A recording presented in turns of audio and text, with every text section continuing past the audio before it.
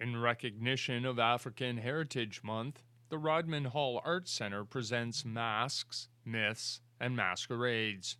Every year, the Department of Modern Languages and the group in charge of planning for the African Heritage Month at the Brock co-organized with Sophie Fran, the Association of Francophone Families in the Niagara region, and we tend to have a central theme for a year. And last year, the group from Sophie Fran had a fantastic theme. The theme was about the contribution of women of African descent in the history of humanity.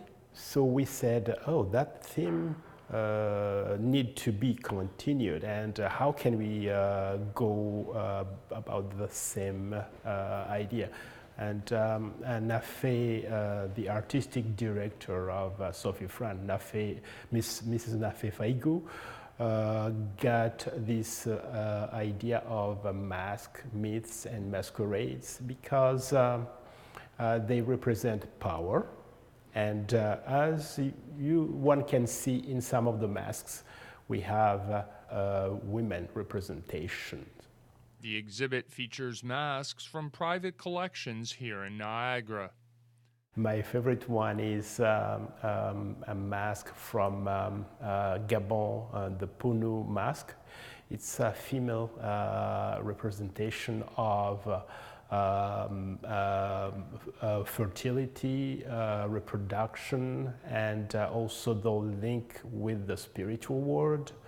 It's a mask that looks like it has some features that would make people think that it's a no mask like the one you have in Japan for the no theater, but it has nothing to do with the Asia. It represents the beauty of the women and also their power of reproduction and their connection with the supernatural powers.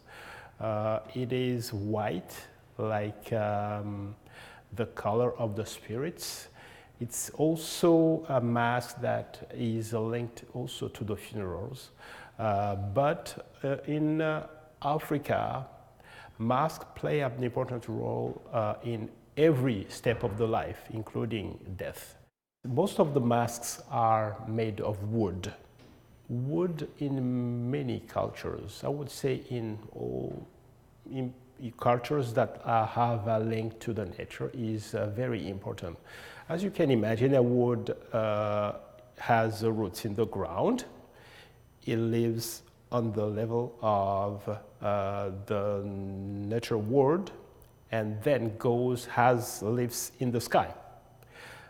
So wood is an important nature creature or a nature thing that links three different worlds: the world of the people living on the on Earth, and the spirits of people have been ancestors buried in the ground, and the world also of deities, gods. And the masks, by the fact that most of them are sculptured in wood, have that important feature, that important link between different worlds, the spiritual world and the natural world, the supernatural world as well. Masks, myths, and masquerades will be on display at the Rodman Hall Art Centre until March 3rd.